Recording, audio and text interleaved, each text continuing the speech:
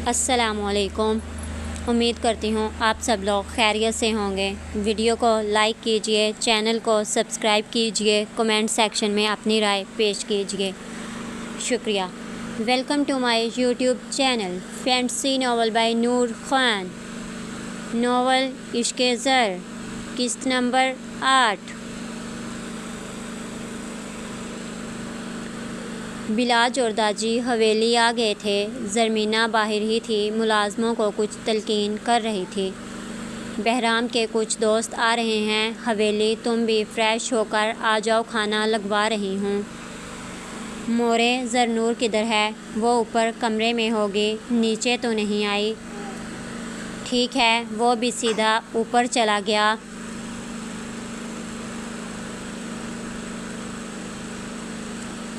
ज़रनूर बाहर ही खड़ी रही। उसे देखकर उसने कोई तासुर नहीं रखा। वो अपने कमरे में आया और फ्रेश होने चला गया। 10 मिनट बाद वो वापस आया तो तब भी ज़रनूर अंदर नहीं थी। उसने टेबल से मोबाइल उठाया। अंकल, मैं वॉशरूम में था। उसने कॉल रिसीव नहीं कर सका। अलीज़े की तबीयत कैसी है अब? वो अब अलीज़े का पूछ रहा था। ज़रनूर के कानों में उसकी आवाज़ गूंजी थी। वो अब भी उसकी फ़िक्र कर रहा था। मर्द बहुत शफ़ाक़ होता है, मोहब्बत के दावे मुझसे करता है, मेरे पहलू में रहकर फ़िक्र किसी दूसरी औरत की करता है। मैं देखता हूँ, सुबह अलीज़े से मिलने आता हूँ। इसने एहतराम के साथ फ़ोन बंद कर दिया, अपने बालों को सीधा किया, कंधों पर शाल दुरुस्त की और कमरे से बाहर आ गया। नीचे चलो, सब लोग खाने पर इंतज़ार कर रहे होंगे, हमें भूख नहीं है। वो दूसरी तरफ आसमान को देख रही थी, जहां अब हल्का सा चाँद नज़र आ रहा था। ज़रनूर, नीचे मेहमान आ रहे हैं, इसीलिए प्लीज़ कोई तमाशा नहीं चाहते हम। जब हमने कहा 2 दिन बाद हम सब साबित कर देंगे, तो थोड़ा सब्र रखो। उसने गहरी सांस ली और नीचे आ गई।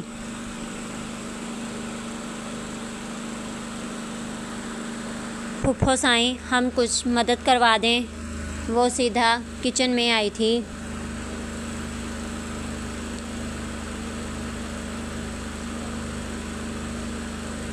नहीं, तुम बैठो, बहारे ने खाना लगा दिया है। बहराम के हमरा सिर्फ 4 लड़कियां हवेली आई थी। लड़कों को दूसरी तरफ बिठाया था, वो उन्हें अंदर आने की इजाज़त नहीं थी। ये दाजी हैं, मेरे दादा। ये मोरे हैं, ये बड़ा भाई है बिलाज खानज़ादा। ये भाभी हैं। वो अब सबसे तारुफ करवा रहा था। ये मेरी क्लास फ़ेलो है। उन्होंने सबको सलाम किया और खाने की टेबल पर बैठकर खाना खाने लग गए। आप बहुत खूबसूरत हैं, हमना ज़रनूर को देखकर बोली थी। उसे वो बहुत प्यारी लगी थी।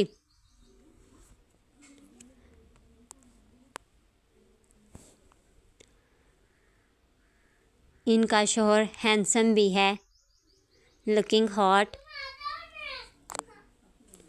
उसके साथ वाली ने बिलाज को देखकर हल्की सी आवाज़ में कहा था।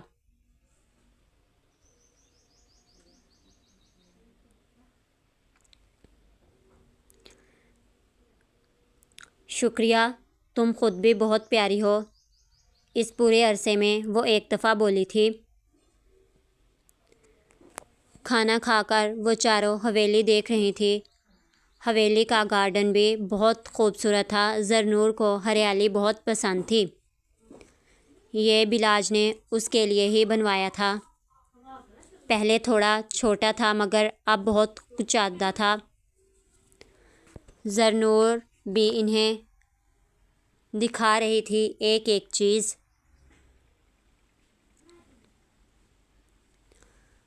अचानक एक तरफ अंगूर की बेल से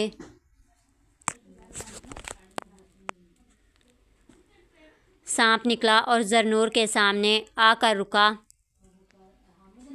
डर से उसके गले में फंदा अटक गया। हमना ने शोर डाला। बिलाज और बहराम दोनों उनकी जानिब भाग गए। सामने सांप देखकर उसने ज़रनूर को देखा जो एक मुजस्समा बनकर खड़ी थी।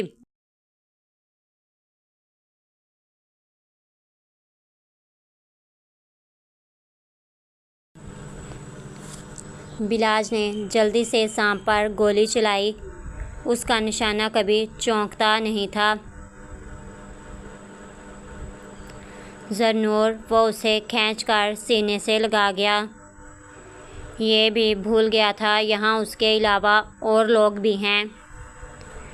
उसकी कमीज़ को ज़रनूर ने मुट्ठी में जकड़ा था।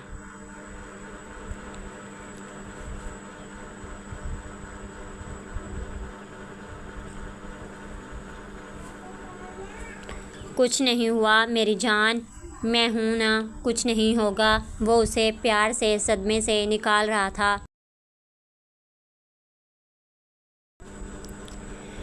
वहाँ खड़ी लड़कियाँ उस पर रश्क कर रही थीं। अचानक उसे याद आया कि वहाँ और भी लोग हैं, तो बिलाज से दूर हुई। वो हम अब शर्मिंदगी हो रही थी। अरे भाभी, कोई बात नहीं, ऐसी सिचुएशन में शौहर ही संभाल सकता है। हमना मुस्कुराई थी। ज़रनूर वहाँ से भाग गई। भाई, आप भाभी से प्यार करते हैं ना? बहराम को झटका लगा। हमना का इस किस्म के सवाल करना बिलाज को गुस्सा दिला सकता था। वो सीरियस तबीयत का मालिक था। बिल्कुल, प्यार मोहब्बत का पता नहीं, इश्क ज़रूर है। बिलाज की बात पर बहराम को एक और झटका लगा। मेरा कोई नहीं है, मुझे बहुत शौक़ था मेरा बड़ा भाई होता। बिलाज ने उसके सर पर हाथ रखा। मैं भी तुम्हारा बड़ा भाई ही हूँ। जब भी याद आए तो हवेली आ जाया करना। सच? वो हैरत से देखने लगी। बिल्कुल, बल्कि बहराम तुम्हें ले आया करेगा। वो कहकर बाहर आ गया जहाँ जुनैद इंतज़ार कर रहा था। वाओ, मेरे भाई पर कौन सा जादू किया है? मैं क्यों करूँगी, मुझे वो अच्छे लगे हैं। मेरा भाई होता तो बिल्कुल उन जैसा होता। तुम्हारे घर में कौन कौन है?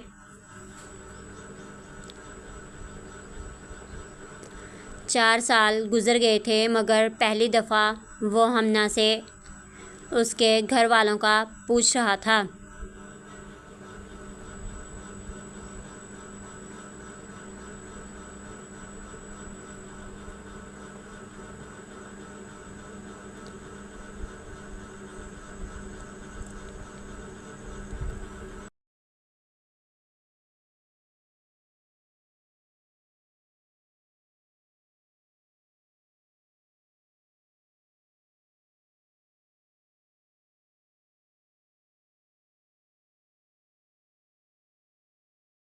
मेरे वालिदैन कुछ अरसे पहले इंतकाल हो गया है। उसके बाद हॉस्टल शिफ्ट हो गई। और यूनिवर्सिटी का ख़र्चा कौन उठाता है? मैं यूनिवर्सिटी के बाद होम ट्यूशन देती हूँ, बस वहीं से सब मैनेज हो जाता है। बहराम को उससे हमदर्दी हुई थी। हम लोग चलते हैं, फिर मुझे वापस हवेली आना है। ठीक है, सब लोग चलो। जुनैद, तुमसे बात कर रहा हूँ, तुम्हारा ध्यान कहाँ है?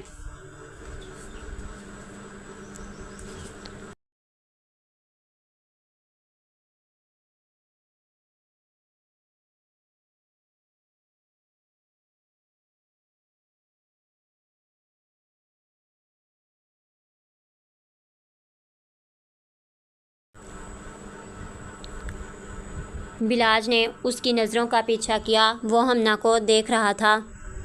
कुछ नहीं साईं, वो बस छोटे साईं को लेकर जाना था, उनका इंतज़ार कर रहा था। बिलाज उसकी हरकत पर हल्का सा मुस्कुराया। वो औरत ज़ात पर बुरी नज़र रखने वालों में से नहीं था। यकीनन उसे हमना अच्छी लगी थी। तुम लोग आराम से जाना और तुम वापस हवेली आ जाना। दादी पहले भी नाराज़ हैं, तुमसे बगैर बताए कहीं भी निकल जाते हो। जी भाई। वो लोग फार्म हाउस चले गए थे। 5 मिनट की दूरी थी हवेली से। बिलाज अंदर आ गया। उसका इरादा अपने कमरे में जाने का था।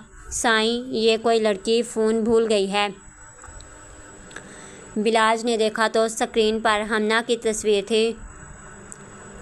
भी लापरवाह लड़की है। वो फ़ोन लेकर बाहर आ गया। यकीनन वो जुनैद का इंतज़ार करने वाला था।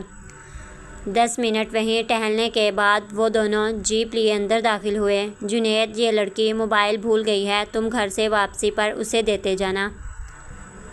हम दे आते हैं भाई। नहीं, तुम दादी के पास जाओ, तुम्हारा इंतज़ार कर रहे हैं। जुनैद, तुम रखो, जाते हुए दे जाना। ठीक है साईं। अच्छा, वो जो कॉरपोरेशन के दफ्तर से पैसे मिले थे, किसान लोगों को दे दिए हैं? जी साईं, वो सारा काम हो गया है। मैं आपको लिस्ट भेज दूंगा और मैंने हातम साईं वाले मसले का भी पता करवा लिया है। सुबह सुबह जाकर मिलकर सबूत भी ले आऊँगा। शुक्रिया जुनैद, उसकी ज़रूरत नहीं है। साईं, हम चलते हैं। जाते हुए 1-2 काम हैं वो भी करने हैं, फिर ये भी देना है। उसका इशारा मोबाइल की तरफ था। ठीक है। बिलाज सीधा अपने कमरे में आ गया। क्या हुआ? अब अपने उसके पास नहीं जाना? बीमार होगी, ज़रूरत होगी उसे आपकी। क्या मतलब? मतलब तो साफ़ है बिलाज साईं।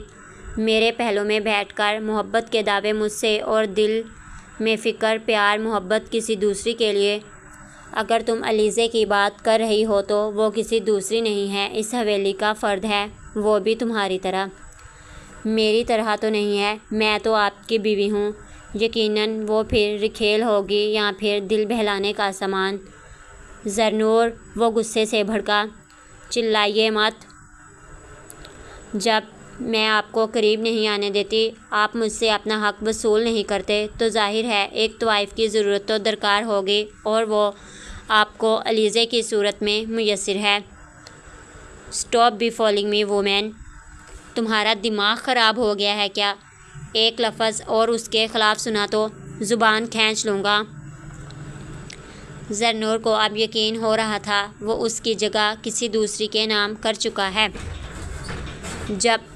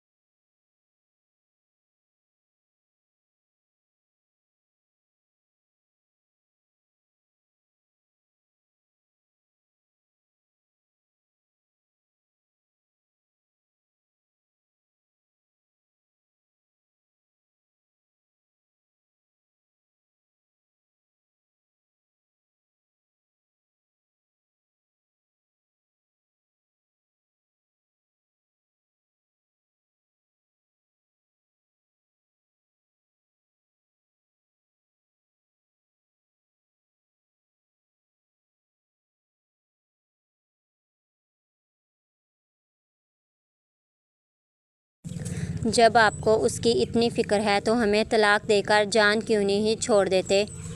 बकवास बंद रखो। दूर जाने की बात की तो कब्र में ज़िंदा दफन कर दूँगा। मुझे धमकी दे रहे हैं आप? मुझे पहले ही समझ जाना चाहिए था। आपको मुझसे मोहब्बत नहीं थी। निकाह भी मामू की पसंद की वजह से किया, वो अटक अटक कर बोली। बिलाज उसके आंसू पर नरम पड़ा था। वो हरगिज़ उस पर गुस्सा नहीं करना चाहता था, मगर इस वक्त उसकी बीवी के दिमाग में कोई बात नहीं जा रही थी। ज़रनूर, वो अब 2 कदम उसके करीब हुआ था। हमारे करीब आकर अपने गंदे हाथों से हमें छूने की कोशिश भी ना कीजिए। आप जाएं अपनी उस तवाइफ के पास जो आपका दिल बहला सकती है। बिलाज ने माथा मसला और उसे दीवार से पिन कर गया। मैं भी देखता हूँ तुम मुझे कैसे रोकती हो आज। वो शिद्दत से इसके लबों पर झुका था। वो उसकी आहनी गिरफ्त में थी। बचने और राह फरारी के सारे रास्ते बंद थे। उसका सांस गले में अटक गया था। वो तमाम तर शिद्दत से उसके सांस को कल्फ लगा चुका था। बस इतनी सी बर्दाश्त थी। वो ज़ख्मी नज़रों से उसे देख रही थी। बिलाज ने उसकी कमर से उसकी शर्ट की डोरी खोली। नहीं बिलाज, आप ऐसा नहीं कर सकते। मैं ऐसा कर सकता हूँ और मुझे ये हक शरीयत देती है। वो उसके चेहरे को ऊपर किए गर्दन पर अपने दांत गाड़ गया। आह, दर्द से उसकी सिसकारी निकली। बिलाज please, no my beautiful wife. अब की बार उसने ज़रनूर को छोड़कर अपनी कमीज़ के बटन खोलकर जिस्म से अलग कर दी। बिलाज के इरादे जानकर वो 2 कदम पीछे हुई थी। कहाँ जाओगी अब, रास्ते तो सारे बंद हैं। वो उसके बाजू से खींचकर कमर से थाम गया। दोनों का जिस्म एक दूसरे को मदहोश कर रहा था। तुम्हारी शर्ट मुझे डिस्टर्ब कर रही है, वो कहते ही झटके से उसे खिसका गया। ज़रनूर शर्म से चेहरा झुका गई। उसके सीने पर ब्लैक रंग में बस एक ही पर्दा था। नॉट बैड, मेरा पसंदीदा कलर। वो कमर से और करीब कर गया। दोनों की धड़कनें आपस में मुंतशिर हो रही थीं। बिलाज ने